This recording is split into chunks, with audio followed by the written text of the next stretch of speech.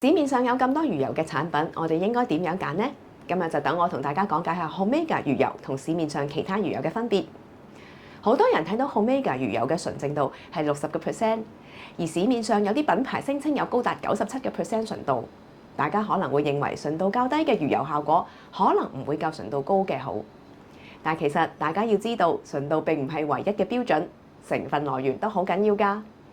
Omega 係選用精選嘅深海魚，經過多重過濾處理，確保佢嘅安全性同埋純正度。而且除咗 Omega 3，Omega 仲添加咗維他命 K2 同埋 D3。呢個唔單止有助於維持心血管健康，仲對骨骼健康非常之有幫助。呢個配方令 Omega 魚油能夠提升 Omega 3嘅吸收率嘅同時，仲可以為你提供全面健康嘅支持。